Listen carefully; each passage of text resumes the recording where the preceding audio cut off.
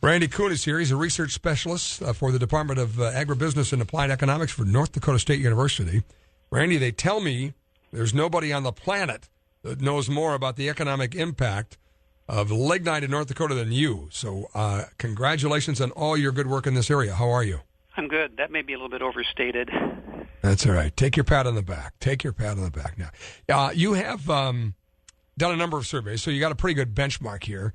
And among the things to note is the stability of this industry, if you look at this. Talk about that.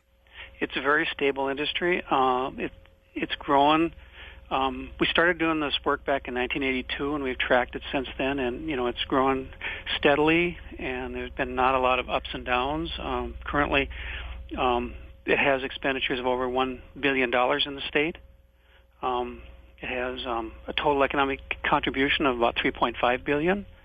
And employment is kind of leveled off at about 4,000 jobs now.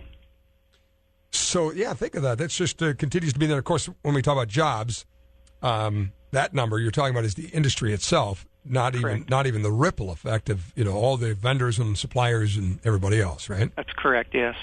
So, what is the strength of the lignite industry that's kept the economy so healthy? I think that the demand for electricity is always strong. They've produced enough electricity to meet the demand. They've built up the infrastructure to produce the electricity, and it's in the operational phase pretty much right now where they're producing electricity, and they make their expenditures to maintain that, and most of them are in state, so it contributes to the state's economy. And again, the stability here, and you look at the taxes, the wages, the economic contribution. There's a study on capital investments that shows that the industry represents $18.6 billion investment, $2 billion being invested in the last 10 years, increasing efficiencies, reducing emissions, again, all the technology taking place as well. Is there anything that's changed? I mean, I see a lot of stability here. What's changed in the industry through all the times you've done these studies? Well, they've done a lot of upgrading facilities, try to reduce emissions, things like that. They've invested to make it a better, more efficient industry. How do you benchmark this against other industries? If you look at ag or oil or tourism or manufacturing, what stands out in contrast to lignite? I think it's the lack of cycles. They don't have the big up and down swings like prices do for commodities. It's so stable. It just keeps chugging along and growing every year and producing its product and generating economic activity. Yeah, it is pretty amazing. Except for the power plant near Jamestown, the 5 mines and 6 of the 7 power plants are pretty close to one another, really, right? I mean, that one's the outlier. But yet, one might say, okay, out of sight, out of mind. Is the rest of the state benefiting? Or is it just that central Oliver, McLean, Mercer County area? No, the whole state benefits from expenditures. Quite a few of them are local, but when you apply those expenditures to the multiplier effect, it generates money that permeates out through the state, and it affects many people throughout the state.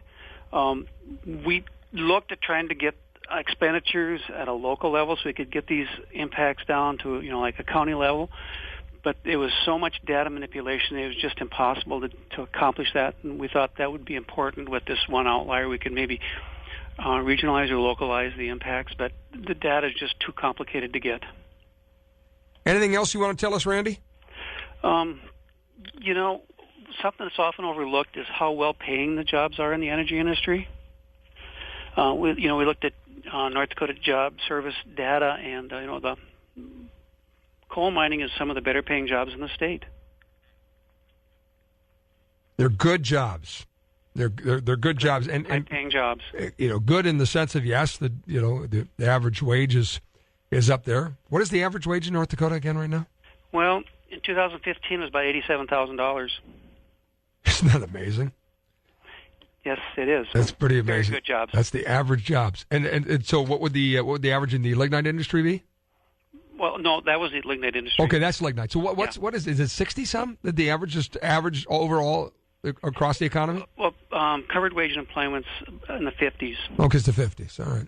So yeah, I mean that's considerably better than the state average, and the state average is good. So yes. That's an interesting number. Yeah, it is. So what story? If you had to grab a brush and paint a picture, tell a story based on all the data, all the numbers you have, what would it be? To me, it looks like it's a stable, progressive growth that's, helping our economy. It's not having the ups and down swings that a lot of other sectors do in our state economy. We track the economic base, and it's one of the most stable and continually growing sectors. Others have swings, and it has avoided those. That's a great industry that's provided a lot of living. A lot of folks around the Thanksgiving table have clean, beautiful coal to thank for that turkey and the roof over their head and everything else. They really, really do. It's a good industry, stable industry, as you say. The numbers bear that out, but and it's also something for the future. I think the average, I forget the numbers I've heard, but there's a huge percentage of the workforce that is nearing retirement age, close. So that means a lot of opportunities for those younger. So talk about that around the Thanksgiving table, right, Randy? Yes, that's a great opportunity for people. Yeah, absolutely. Good chatting with you. Appreciate it. Well, thank you very much.